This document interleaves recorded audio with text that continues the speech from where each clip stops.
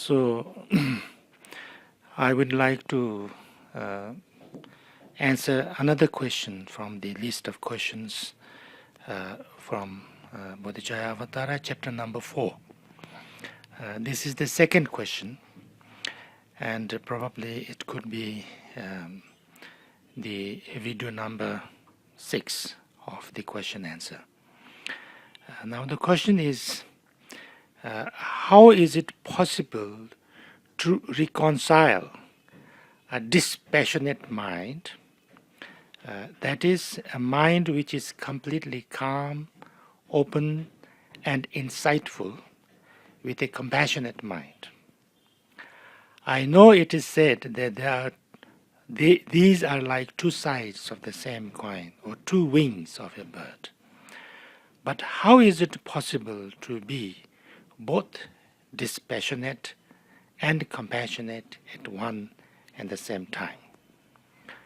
What does it actually mean? Now this is a very important question, I think, because many people have this kind of question, or you can say misunderstanding in a way. First,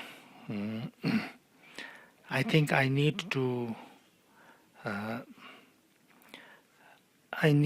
explain the compassion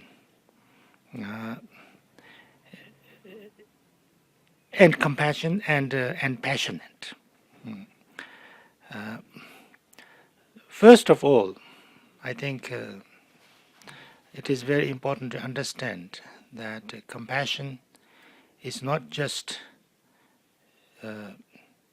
emotion or too much emotion. Compassion is more an attitude, the way you see things, or your, you can say, motivation. When you say motivation, how you look at things, like if your main kind of purpose, or your main intention is that I need to be, I need to be helpful to other people. I want happiness and good things for other people too. I want good things for myself, of course, but I want good things for others. And so therefore, if that becomes your basic outlook or motivation, then you are compassionate. Sometimes a compassionate person can be very, you can say, passionate or emotional. Sometimes a compassionate person does not need to be that much emotional or that much passionate. Now I want to explain what passionate is, I think. I think passion or passionate person probably can be understood in two ways, two things. One is that somebody who is very emotional, who is very emotionally driven, and when you get angry, you get really angry. When you get, kind of, you want something, you really want it, and you kind of, you love something, you extremely, you must get it. That kind of passionate, that your passion is very high, you are very emotional,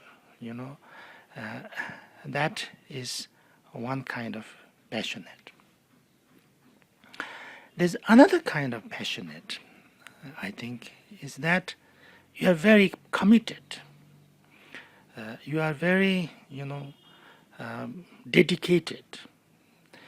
If I say this is what I want to do, then you keep doing that.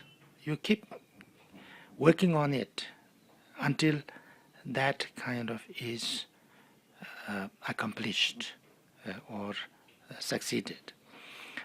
So therefore there are people who are not too much like wavering emotions, but very determined and one-pointed. This type of person, very dedicated and committed, could be passionate also. Now the compassion is very much that kind of passionate. It has to be that kind of passionate. But not too much or completely overpowered by emotions, because emotion is very, very uncertain, very, what can you say, flippy, very changing. I like something very much now, and next moment I dislike something very much. I'm very angry now, and next moment I'm very moved, and next moment I like you so much, and next moment you do something little, not kind of the thing I like, and then I will hate you so much. If I am too much overpowered by this changing emotions, I can't be really compassionate. I cannot be really committed. And it is not, it's because I'm not so clear. It's because I am not, very insightful. So therefore, that cannot be a very good kind of basis for a strong compassion. So therefore, to have a real good compassion, or a strong, passionate compassion, passionate in the sense of committed or, dedicated, your mind needs to be, that you need to be able to overcome these fluctuating emotions. So therefore you have to be able to maintain certain kind of level of calmness or stability of your mind. So that becomes the basis. So therefore, I think it is very much possible. It is not only possible, but it has to be, that if you really have to develop a good compassion, a stable compassion, a dedicated or one-pointed compassion, then your mind must be calm and insightful, and able to a little bit control your fluctuating emotions. You should not be totally, be kind of taken overpowered by your, kind of fluctuating emotions, or your temper, you can say, only by your temper. Of course, some people are more, like more kind of quick, aroused emotion. That's okay. That's another. That's some people are more emotional. Some people are less emotional. Some people who are more emotional does not mean that they are more compassionate. Some people who are less emotional does not mean that they are less compassionate. But some people who are very emotional can be very compassionate also. But they can be emotional, but they can also be, insightful and have a certain kind of deep way of, looking at yourself. And the more you can be, more you can become insightful, and more you can see how to kind of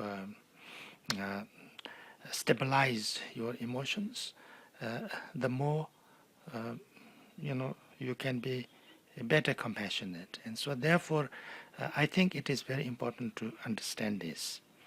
Then you would not feel that to be able to become your mind calm and clear and insightful has to be completely like dispassionate, in the sense that you have no feeling or no no urge or no